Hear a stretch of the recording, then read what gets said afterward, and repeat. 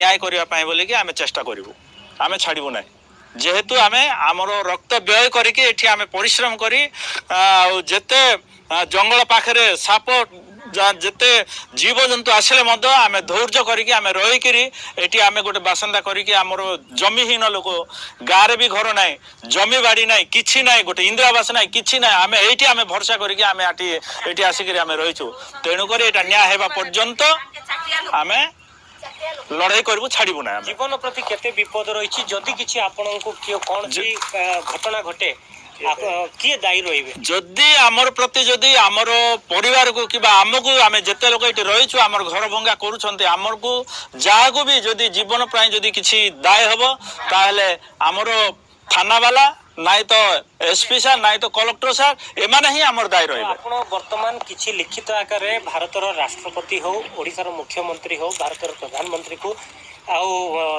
Chief नमस्कार भाई भूणी मैंने आ गोटे नुआ वीडियो आपन को समस्त को स्वागत करे प्रिय प्रभुंकर लोक मैंने से वीडियो आपन देखिछंती जो वीडियो की अनेक बजरंगी दल लोक मैंने किबा एही सरकार मध्य सुनु नाहंती सेही जो गृह को आ गजपति जिलार वीडियो आपण मन को सम्मुख रे आनिछि अनेक क्रिश्चियन आदिवासी मानन को एही प्रकार जो घर गुड़िक मध्य बंगा जाउछि काहीकि बांगिबे जे सेही माने अनेक प्रकार आउ से प्रभुंकर लोक माने क्रिश्चियन लोक माने कहउछंती जे आम माने अनेक आउ साप अनेक आउ बाघ बालोटार आम माने जेपरि एही प्रकार सामना करी एही जंगल रे आमे रहिछु एटी जे आम माने रहुछु एही जो जागा को आम माने काहाकू देबु नाही कहीं आम देवु आउ कहीं बांगिबा को देवु अनेक प्रश्न आज आपण मन को सम्मुख रखा जाउछि प्रिय प्रभुंकर लोक माने आपण मन को सम्मुख निहाती आउ से विषय रखिबी जे आज सरकार मध्य शुणु नाहांती जहार कान अच्छी से शुणु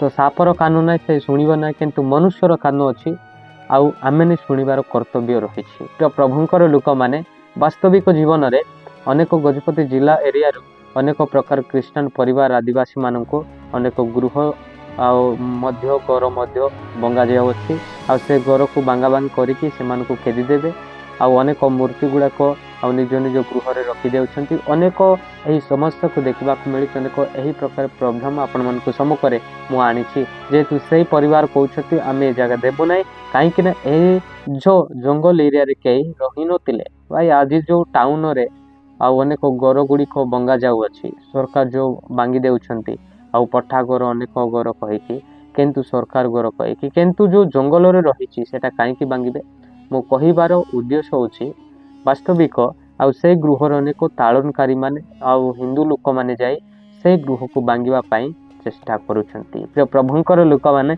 सेति पाई एही देखो ए सरकार मध्य अनेक प्रकार आज देखी देखी किछि मध्य करूनाहंती जे कि आउ निज सत्य हिंदू नुहंती से माने अनेक लोक मान को भ्रांत विवाद सृष्टि करुछंती घर बांगी देवी कहते अनेक प्रकार घर खाली कर अनेक प्रकार प्रश्न आपण माने शुणिति प्रिय प्रभुंकर लोक माने से ही घर को कहीं बांगी देवे आउ कहीं से गृह को हटा दिया जीव जेहेतु सरकार आउ से जो अनेक जंगल एरिया रे कोन पट्टा करथिले कि अनेक प्रकार प्रश्न मध्य आसी थाए किंतु से परिवार को आउ क्रिश्चियन हेबारु अनेक प्रकार गृह अनेक प्रकार विषय घटिबा को देखि अछि प्रिय प्रभुंकर लोक माने आउ आमे गोटे पुस्तक देखिबा से पुस्तक रे आमे आउ आगु को बढ़िबा पाई चेष्टा करिबा मु आपन को सम्मुख रे माथ्यू पुस्तक 10 आउ 10 पर्व रे आपण माने 17 देखंतु मात्र मनुष्य मानकर सावधान होइताओ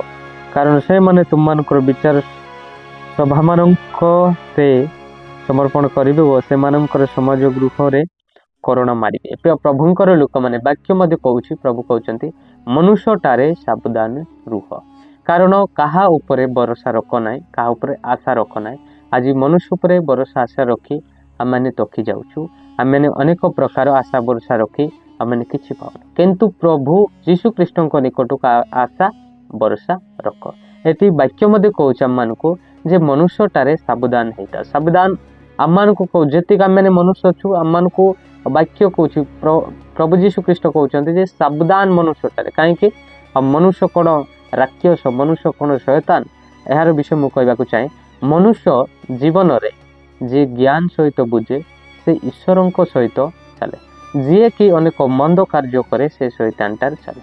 ସେଥିପାଇଁ ମନୁଷ୍ୟଟାରେ ସାବଧାନ ରୁହ। ଯେ ମନୁଷ୍ୟମାନେ ଅନେକ ସମାଜରେ ଅନେକ ସ୍ଥାନରେ ନେଇ ଆପଣମାନଙ୍କୁ ଅନେକ ପ୍ରଶ୍ନ ପଚାରିବେ, ଅନେକ ଗର ଗର ଆସିକି ମାଡ଼ ମାରିବେ, ଅନେକ ପ୍ରକାର ଈଶ୍ୱରଙ୍କର ବାକ୍ୟ ଲିଖିତ ଅଛି। ମୋର ପ୍ରିୟ ପ୍ରଭୁଙ୍କର ଲୋକମାନେ, ମୁଁ ଆପଣମାନଙ୍କୁ ସମ୍ମୁଖରେ ଏହି ଯେଉଁ ବାକ୍ୟ ରଖିଛି ଏହି ବାକ୍ୟ ଗୁରୁତ୍ୱପୂର୍ଣ୍ଣ ଅଟେ। ଯେ ଆପଣମାନଙ୍କୁ ସମ୍ମୁଖରେ ମଧ୍ୟ ଆମର ଯେତିକି ଆଦିବାସୀ ଖ୍ରୀଷ୍ଟିଆନ ମାନେ ଅଛନ୍ତି ସମସ୍ତଙ୍କୁ ଅନ୍ୟ ଗର ଗର ଯାଇ ତାଳର ଅନେକ ଫଟୋ ରଖାଯାଉଛି। ସେ ଗର କାଲି କର ଅନେକ ପ୍ରକାର କହୁଛନ୍ତି, ମାରିଦେବୁ ପିଟିଦେବୁ, ଅନେକ ପ୍ରକାର ଖ୍ରୀଷ୍ଟିଆନ ମାନଙ୍କୁ ତାଳନ ଆସିଥାଏ। ସେଥିପାଇଁ ସତ୍ୟ ଈଶ୍ୱର ଆମମାନଙ୍କୁ ଆଗରେ ହିଁ କହୁଛନ୍ତି ଯେ ଆଉ ତମମାନେ ମନୁଷ୍ୟଟାରେ ସାବଧାନ ରଖିଥାଉ, କାହାକୁ ଆଶା ଭରସା ବିଶ୍ୱାସ ରଖନ୍ତୁ ନାହିଁ। କାରଣ ମନୁଷ୍ୟ ବାସ୍ତବରେ ମନୁଷ୍ୟ ଆଶା ଭରସା ରଖିଲେ ଆମେ କିଛି ପାଇବା ନାହିଁ। ସେ ଟକାଇ ବି ଦେବ, ସେ ମାରି ବି ପକାଇବ, ଅନେକ ପ୍ରକାର ତାହାଠାରେ ରହିଥାଏ। କିନ୍ତୁ ପ୍ରିୟ ପ୍ରଭୁଙ୍କର ଲୋକମାନେ, କିନ୍ତୁ ଆମେ ଈଶ୍ୱରଙ୍କୁ ଭରସା ଆଶା ସହିତ ଥିବା ତାହେଲେ ପ୍ରଭୁ ନିହାତି ଆମମାନଙ୍କୁ ରକ୍ଷା କରିବେ। ପ୍ରିୟ ପ୍ରଭୁଙ୍କର ଲୋକମାନେ, ସେଇ ପ୍ରକାର ସେଇ ଗଜପତି ଏରିଆରେ ଅନେକ ପ୍ରକାର ଖ୍ରୀଷ୍ଟିଆନ ପରିବାର ମାନଙ୍କୁ ହଟା ଦିଆଯିବ, ଗୋର ଗୁଡ଼ିକ ଭଙ୍ଗା ଦିଆଯିବ। କେତେ ଭାଙ୍ଗି ଦେଲେ, କେତେ ଗୁଡ଼ିକ ଗୋର ଭାଙ୍ଗି ଦେଇଛନ୍ତି। ଅନେକ ପ୍ରକାର ଆଜି ଖ୍ରୀଷ୍ଟିଆନ ପରିବାରକୁ ଏମିତି ଯେଉଁ ଆଉ ତଳିତ କରାଯାଉଅଛି ଯେ ସେହିମାନଙ୍କୁ ଆଉ ମଣିଷ ବୋଲି ଭାବୁନାହାନ୍ତି, ସେମାନଙ୍କୁ ଅନେକ ପଶୁ ଜାତି ବୋଲି ଚିନ୍ତା କରନ୍ତି। ଆଜି ଯେଉଁମାନେ ଏହି ପ୍ରକାର ହିନ୍ଦୁ ଲୋକମାନେ ଅନେକ ପ୍ରକାର ଭାବୁଛନ୍ତି, ଆଉ ସେହି ଲୋକମାନେ ହିଁ ଅନେକ ପ୍ରକାର ଶୈତାନ ପରି ବ୍ୟବହାର କରୁଅଛନ୍ତି। ପ୍ରିୟ ପ୍ରଭୁଙ୍କର ଲୋକମାନେ, ସେଥିପାଇଁ ଆଜି ସେଇ ଗୋର ଗୁଡ଼ିକ ଦେଉଛନ୍ତି, କାହିଁକି ଭଙ୍ଗା ଯାଉଅଛି। ପ୍ରିୟ ପ୍ରଭୁଙ୍କର ଲୋକମାନେ, କେବଳ ଈଶ୍ୱରଙ୍କର ବାକ୍ୟ ସତ୍ୟ ହେଉଛି। ଆଜି ଅନେକ ସ୍ଥାନରେ ଏ ପ୍ରକାର କାହିଁକି ଘଟୁଛି? କେବଳ ଈଶ୍ୱରଙ୍କର ବାକ୍ୟ ଦ୍ୱାରା ଆମମାନଙ୍କୁ ଦେଖିବାକୁ ମିଳିଛି। ବାକ୍ୟ ଯେଉଁ ପ୍ରକାର ଲିଖିତ ଅଛି ଆଉ ସେଇ ପ୍ରକାର ଆଜି ଘଟୁଛି। ମୁଁ ଆପଣମାନଙ୍କ ସମ୍ମୁଖରେ ଯେଉଁ ବାକ୍ୟ ଆଜି କହିଲି ସେଇ ବାକ୍ୟ ହେଉଛି ଆମମାନଙ୍କୁ ଗୃହ ଆସି ଅନେକ ଜାଗାରେ ନେଇ ଆମମାନଙ୍କୁ ଅନେକ କଥା କହିବେ। ଆଉ ଏମିତି ତାଳନ କରିବା ଲୋକମାନେ ଅନେକ ହଜାର ହଜାର ଲୋକମାନେ ଅଛନ୍ତି। କିନ୍ତୁ ଈଶ୍ୱରଙ୍କର ବାକ୍ୟ ଆମମାନଙ୍କ ସମ୍ମୁଖରେ ସତ୍ୟ ହେଉଛି। ଆମେ ସେଇ ସତ୍ୟକୁ ଦେଖିପାରୁଛୁ ଯେ ଆମେ ଈଶ୍ୱରଙ୍କର ବାକ୍ୟ ସତ୍ୟ ହେବାକୁ ଯାଉଛି। ସେଇ ବିଷୟ ଦେଖିକି, ସେ ସତ୍ୟ ଦେଖିକି ଆମେ ବିଘ୍ନର କାରଣ ହେବା ନାହିଁ, ଆମେ ଭୟଭୀତ ହେବା ନାହିଁ, ଆମେ ସେଇ ଗୁଡ଼ାକ ନେଇକି ଆମେ କ'ଣ ଛାନିଆ ହେବା ନାହିଁ। କିନ୍ତୁ ଈଶ୍ୱରଙ୍କ ନିକଟରେ ଆନନ୍ଦ ହେବା ଯେ ଆମମାନଙ୍କର ଯୀଶୁ ଖ୍ରୀଷ୍ଟଙ୍କର ବାକ୍ୟ ପୁନର୍ବାର ସଫଳ ହୋଇଅଛି। ଯେ ଅନେକ ପ୍ରକାର ତାଳନ ଆସିଲା, ଅନେକ ପ୍ରକାର ଆଉ କରୋନା ମାରିବେ ଘରେ ଘରେ ଆସିକି, ଆଉ ସେଇ ପ୍ରକାର ଗୃହ ଭାଙ୍ଗି ଦେଉଛନ୍ତି, ଅନେକ ମୂର୍ତ୍ତି ରଖାଯାଉଅଛି। ଅନେକ ଲୋକମାନେ ଏମିତି ପଣ୍ଡବାବାଦୀ ଆଉ ଯେଉଁ ପ୍ରକାର ମେଣ୍ଢା ବେଶରେ ଆସନ୍ତି, ଆଉ ସେମିତି ଲୋକମାନେ ଆଜି ଆସୁଅଛନ୍ତି। ସେଥିପାଇଁ ଆପଣମାନଙ୍କ ସମ୍ମୁଖରେ ମନୁଷ୍ୟଟାରେ ମୁଁ କହୁଛି, ମନୁଷ୍ୟଟାରେ କାହା ଉପରେ ଆଶା ଭରସା ରଖନ୍ତୁ ନାହିଁ, କେବଳ ସଦାପ୍ରଭୁ ନିକଟକୁ ଆଶା ଭରସା ରଖନ୍ତୁ। ଆଉ ଆମେ ତାହେଲେ ଆଉ ଈଶ୍ୱରଙ୍କ ନିକଟରେ ଶାନ୍ତି ପାଇବା। ମନୁଷ୍ୟ ଉପରେ ନିର୍ଭର ରଖିବା ଅପେକ୍ଷା ଆମେ ସଦାପ୍ରଭୁଙ୍କ ଶରଣ ଅଗତା ହେବା ଉତ୍ତମ। ଆମେ ମନୁଷ୍ୟ ଉପରେ ନିର୍ଭର, ମନୁଷ୍ୟ ଉପରେ ଆଶା, ମନୁଷ୍ୟ ଉପରେ ମୁଁ ପାଇ ବୋଲି ଆପଣ କରନ୍ତୁ ନାହିଁ, କିନ୍ତୁ କେବଳ ସଦାପ୍ରଭୁଙ୍କ ଚରଣ ଈଶ୍ୱରଙ୍କ ନିକଟରେ ପ୍ରାର୍ଥନା ସହିତ ରୁହନ୍ତୁ। ତାହେଲେ ସଦାପ୍ରଭୁ ଆପଣମାନଙ୍କ ନିକଟରେ ନିହାତି ରହିବେ। ଆଉ ଯାହା ପ୍ରାର୍ଥନା ସହିତ ବିଶ୍ୱାସ ସହିତ ରହୁଛନ୍ତି, ପ୍ରଭୁ ସେହି ପ୍ରାର୍ଥନା ଶୁଣନ୍ତି। ପ୍ରଭୁଙ୍କର ଲୋକମାନେ, ବାକ୍ୟ ବହୁତ ବାରମ୍ବାର ସଫଳ ହେଉଛି। ଏହି ବାକ୍ୟ ଗୁରୁତ୍ୱପୂର୍ଣ୍ଣ ପବିତ୍ର ଅଟେ। ଏହି ଯେଉଁ ପବିତ୍ର ବାଇବଲକୁ ପଢ଼ାଇବେ ମଧ୍ୟ ଅନେକ ପ୍ରକାର ସମସ୍ୟା ଆଉ ସମୟ ଆପଣମାନେ ଦେଖିଲେ। ସେଥିପାଇଁ ସୁଯୋଗର ସଦ୍ ବ୍ୟବହାର କର, କାରଣ କାଳ ମନ୍ଦ ଅଟେ। ଆମମାନଙ୍କର କାଳ ପୁରାପୁରି ମନ୍ଦ।